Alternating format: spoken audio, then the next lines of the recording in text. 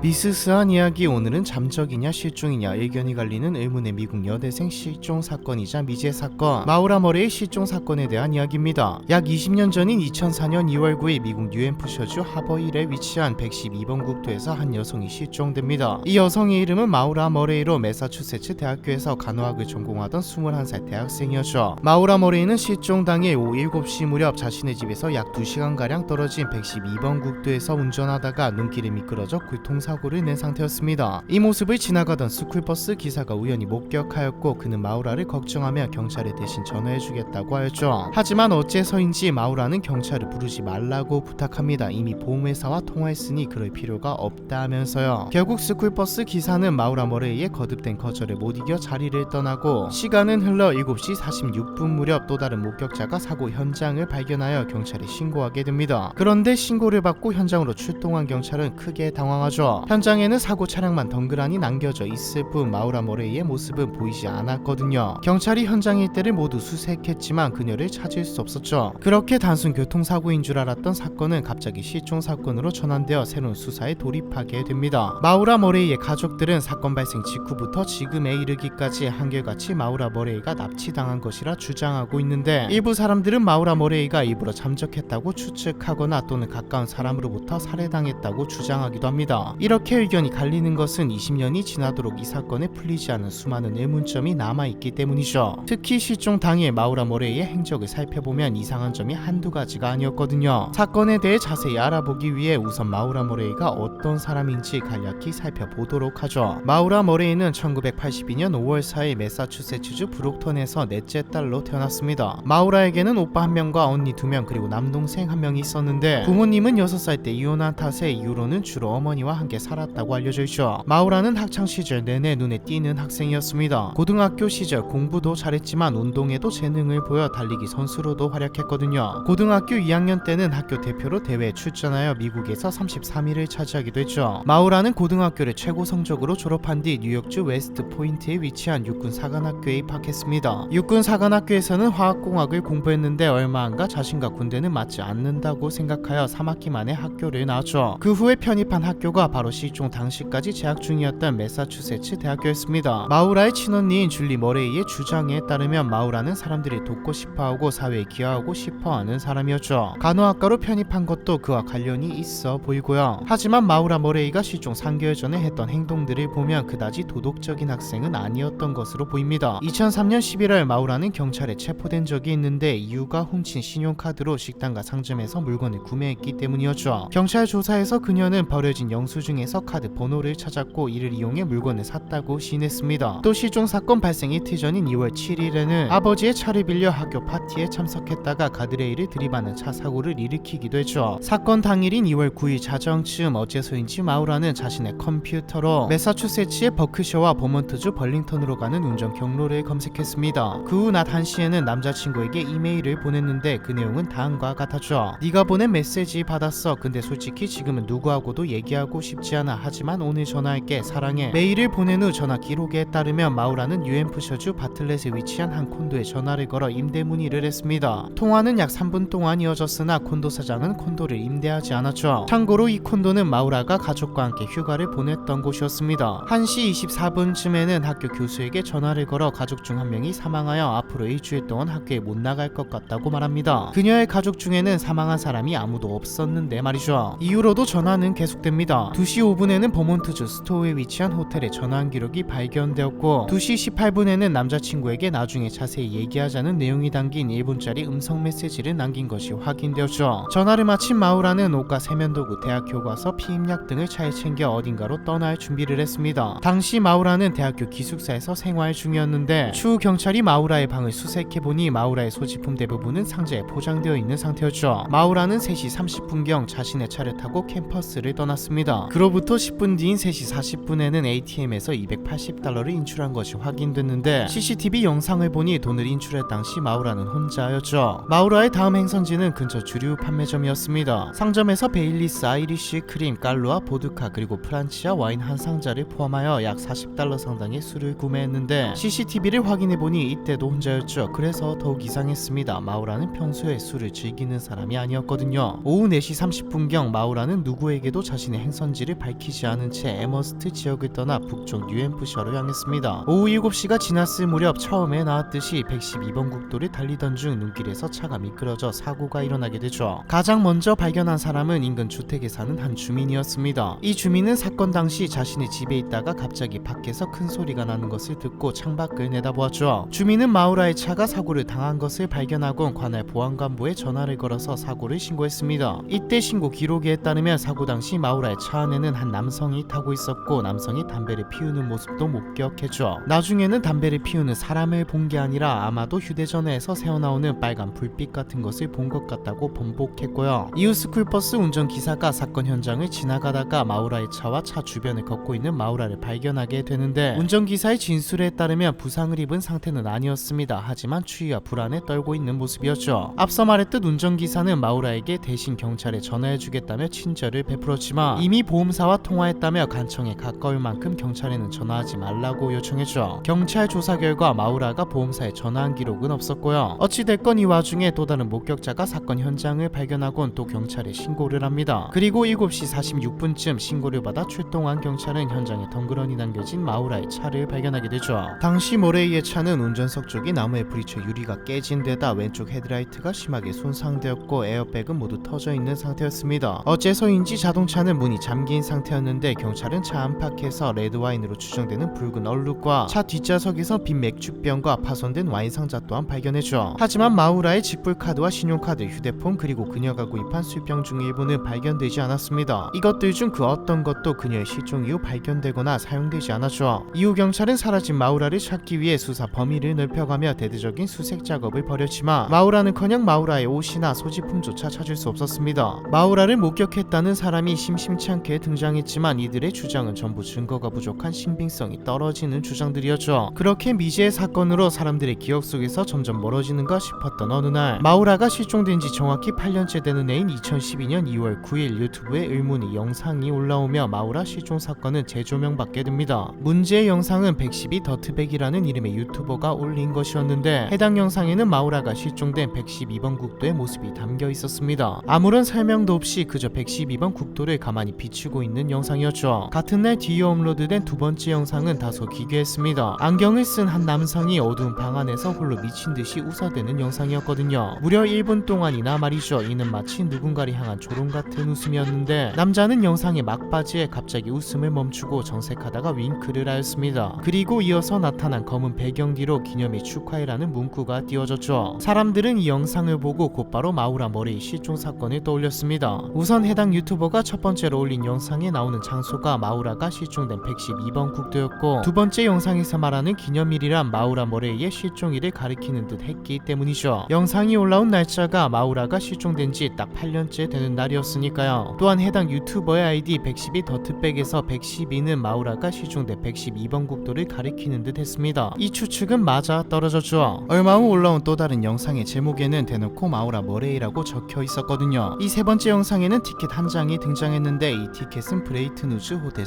숙박권이었습니다. 숙박권에는 마우라가 실종된 지 이틀 후인 2004년 2월 11일 날짜가 찍혀져 있어 매우 의미심장해 보였죠. 특히 해당 호텔은 마우라가 실종된 곳에서 불과 1시간도 되지 않은 가까운 거리였습니다. 이 유튜버가 마지막으로 올린 영상의 제목은 No for Mental Wannabe였죠. 무엇을 의미하는지 짐작하기 어려운 문법적으로 엉터리인 이 제목의 영상에는 모자를 쓴 한 중년 남성이 등장하는데 그는 영상 내내 기괴한 느낌으로 피아노를 연주했습니다. 그러다 연주가 끝나갈 무렵 영상에는 이상한 그림 하나가 올라오는데 사람의 왼쪽에는 2로 27, 8이라는 숫자와 빨간 도형이 그려져 있고 오른쪽에는 사람의 얼굴이 그려져 있는 난해하고도 섬뜩한 그림이었죠. 영상을 본 사람들은 그럴듯한 해석을 내놓았는데 우선 제목에 희망이 없다라는 말이 들어간 것으로 보아 마우라는 이미 사망한 것으로 보이며 영상 끝부분에 나온 섬뜩한 그림은 마우라의 시체가 있는 곳을 의미한다고 추측했습니다. 이는 꽤 그럴듯한 추측이었는데 실제 브레튼우즈 호텔에는 빨간색 지붕으로 된 건물이 존재하고 이를 위에서 내려다보면 그림에 등장한 도형과 엇비슷해 보였거든요. 또한 그림에 적힌 숫자 역시 호텔 주변의 길 안내 표지판에 적힌 숫자와 거의 일치했고 그림 속 사람의 얼굴은 호텔 인근에 위치한 골프장과 비슷한 모습을 하고 있어서 추측에 힘이 실렸습니다. 하지만 추후 조사 결과 영상을 올린 사람은 알든 올슨이라는 이름의 남성이었는데 알든 올슨은 정신질환자로 밝혀졌죠. 경찰은 대수롭지 않게 여겼고요. 일련의 영상들이 그저 관심을 끌기 위한 행위로 본 것이었죠. 그만큼 유의미한 단서들이 발견되지 않기도 했고요. 있었죠. 그 후 아이돌슨의 계정과 영상들은 삭제되어 사람들의 기억에서 멀어지는가 싶었는데 5년 뒤인 2017년 3월 112 더트백이라는 계정이 다시 유튜브에 생성되었습니다. 해당 채널에는 2012년에 업로드한 영상들이 재업로드되었고 이후에는 어제 내가 마우라 머레이를 죽였어, 내가 그녀를 죽였어, 나는 지금 감옥에 있어, 그녀는 죽었어 같은 자극적이고 노골적인 제목의 영상들이 올라왔습니다. 하지만 정작 내용은 아무것도 없는 영상들이었죠. 이번에도 이 영상들은 마우라 사건과 관련이 없는 것으로 판명난 상태입니다. 그런데 같은 해인 2017년 12월 경찰은 불현듯 마우라 머레이 실종 사건을 재수사하기로 결정합니다. 이는 마우라 사건을 조사하던 전직 경찰관 출신 탐정 존 스미스 때문이었죠. 스미스는 마우라가 실종된 112번 국도 인근에서 오두막 같은 집을 발견하여 안에 들어가 보았다가 바닥에 묻은 혈흔을 보게 되는데 감정 결과 남성의 혈흔과 성별을 알 수 없는 인간의 혈흔이 섞여 있었습니다. 존 스미스는 이 결과를 경찰에게 보냈고 경찰은 얼마 안가 재수사 결정을 내리게 되죠. 경찰이 무엇 때문에 다시 재수사를 시작했는지 명확히 밝혀진 것은 없지만 정황상 마우라가 살해당했을지도 모른다는 가능성을 본 것 같습니다. 현재까지도 수사는 진행 중이지만 아직까지 분명하게 드러난 것은 아무것도 없죠. 그만큼 많은 사람들이 마우라 사건에 대해 다양한 추측과 의견을 내놓고 있습니다. 사실 살해보다도 많은 지지를 받고 있는 가설 중 하나는 마우라가 스스로 잠적했다는 설이죠. 사건 현장에서 납치됐다면 범죄의 흔적이나 저항의 흔적이 남아있을 텐데 그 무엇도 발견되지 않았다는 점이 잠적설의 가장 큰 근거입니다. 또한 앞서 말했듯 마우라는 사고 당시 스쿨버스 운전기사에게 경찰에 신고하지 말아달라고